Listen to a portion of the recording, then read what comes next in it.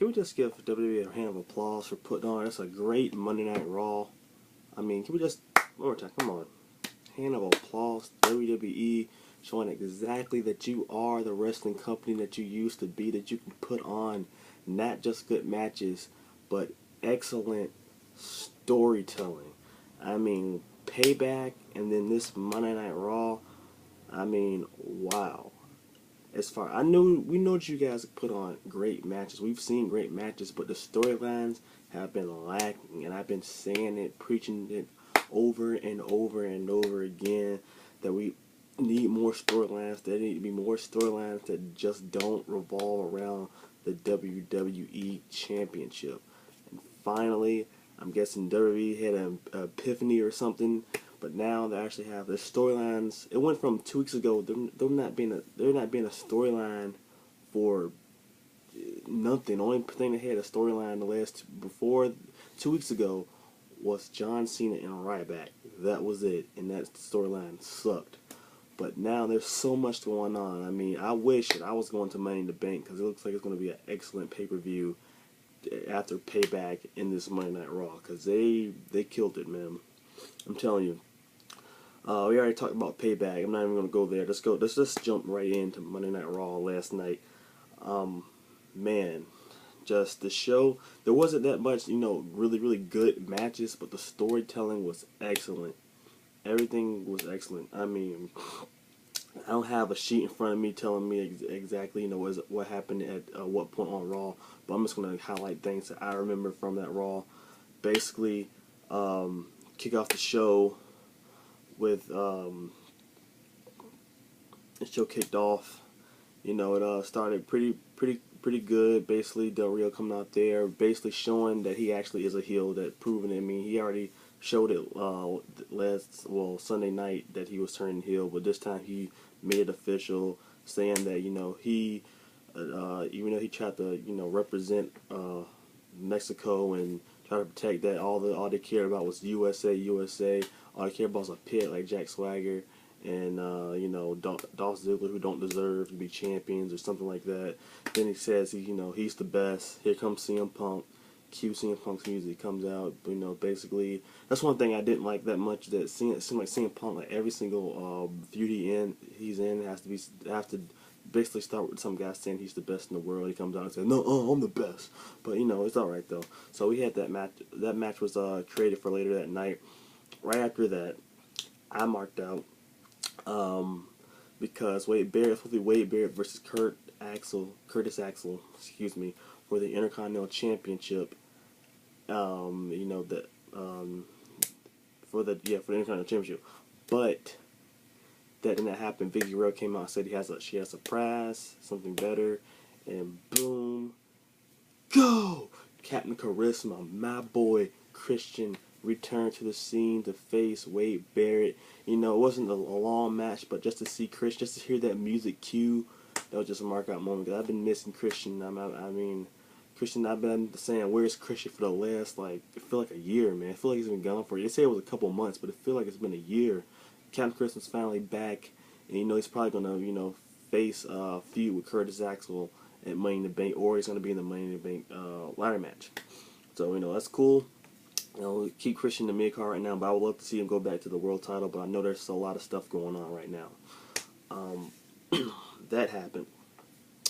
Then, I'm not sure in the order, but the AJ thing happened. Divas getting story. When the last time a diva getting a storyline? I mean, this AJ Lee is the best thing to happen to the Divas division in a long time. The last legit storyline a diva had was freaking the WrestleMania 22 storyline in 06 with Trish and Mickie James.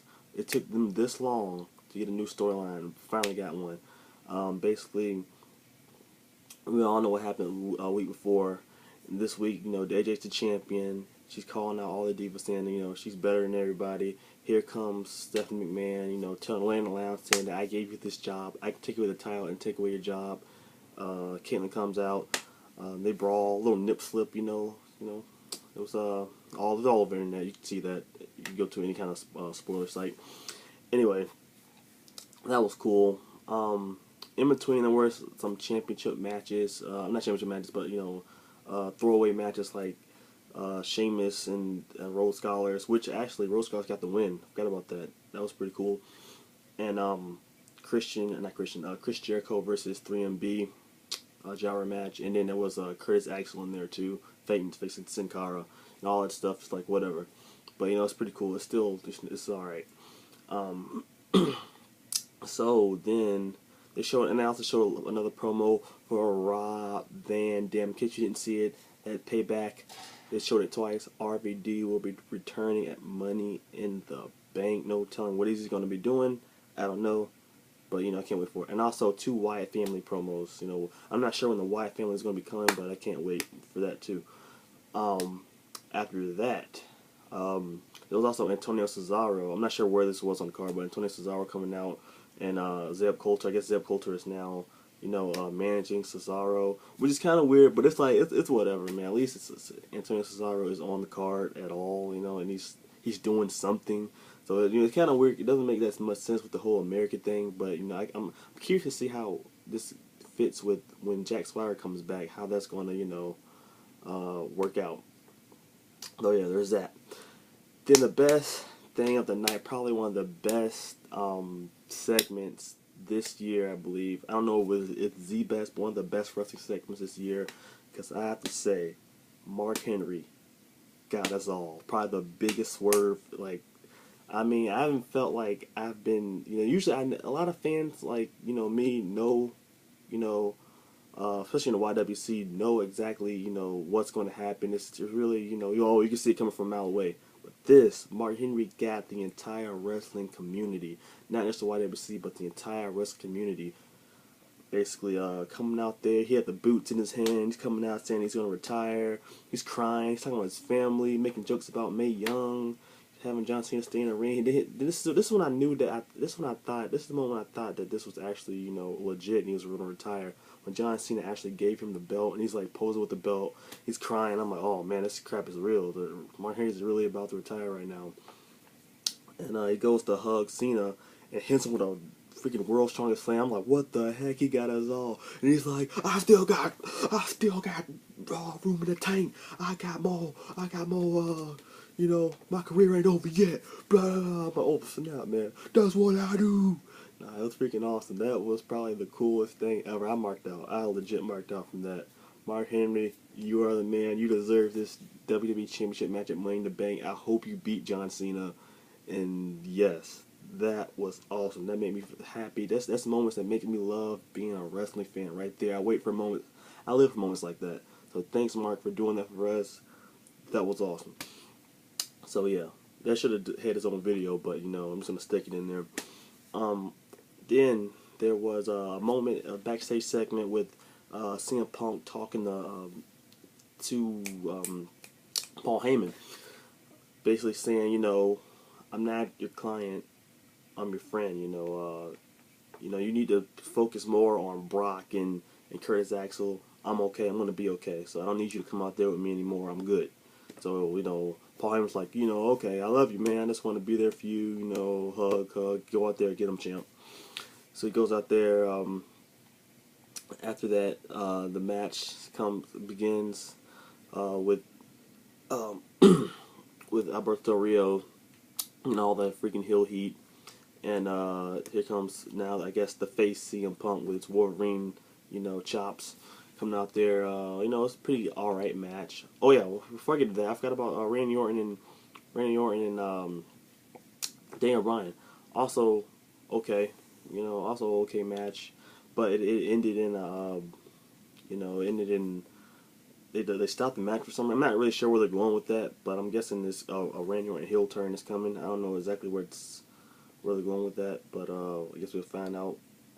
I know that the SmackDown's going to be really good with Daniel Bryan versus Dean Ambrose. Speaking of Dean Ambrose fought Kane in a rematch. The Shield came out and did the triple power bomb. And yeah, I guess it's going to lead up to something with Kane and maybe Undertaker somewhere, SummerSlam maybe. And the Shield, did the Shield? I don't know. No, the Shield. I don't think the Shield fought last night. I don't think so. So I think we're caught up with all that. So let's get back to the main event.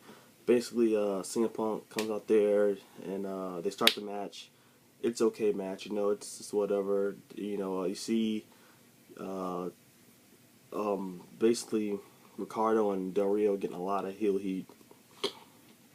But the match ends. CM Punk throws Del Rio out to the, you know, to the outside. Del Rio, in heel fashion, walks away from the match. CM Punk wins by count out. Comes behind him. Here comes freaking Superman, Dolph Ziggler, man, coming out there, clothesline and Del Rio in the back, and you know, stomping them, going all crazy. The fans loving it. The fans eating it up. The Dolph Ziggler fans. You know, to see Dolph Ziggler as a face is pretty cool. You know, a lot of fans have been waiting for that. So they brawl to the back. CM Punk's in the ring. He's like, yeah, man, I know, I got the win, whatever. Yeah, and all. I'm waiting for RVD for some reason. I'm thinking RVD's gonna come out, but you hear dun dun dun dun dun dun dun dun dun. Like, oh my God, here comes Brock Lesnar. There was nothing on the dirt sheets or anything about Brock Lesnar being at the show. So, you know, that was freaking pretty cool. Brock Lesnar coming out, and then they get in the ring. It's cool seeing the two Paul Heyman guys in the ring together for the first time ever. Brock's getting ready to say something on the mic, picks him up, F5, ragdoll physics, basically. CM Punk, he basically just chucks him like a freaking ragdoll, and you know, that's it. So now I'm not sure this match is going to be at Money in the Bank, but I feel like it's going to maybe try to be at Money in the Bank, but Brock's going to agree for it to be at SummerSlam, hopefully. Either way, it's great for the fans. There's just so much going on in the WWE right now. Just from these last 2 weeks, I'm like, where did this come from, WWE? And don't forget the McMahon stuff is going on too. Like, it's just so much storylines going on that I can't even. There's not even enough time in this video to really talk about it unless we can go on for, you know, an hour. Man, kudos WWE. Keep it up. I cannot wait for SmackDown. I actually want to watch SmackDown this week.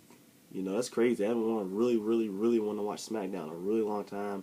I want to watch SmackDown. I can't wait for Monday Night Raw.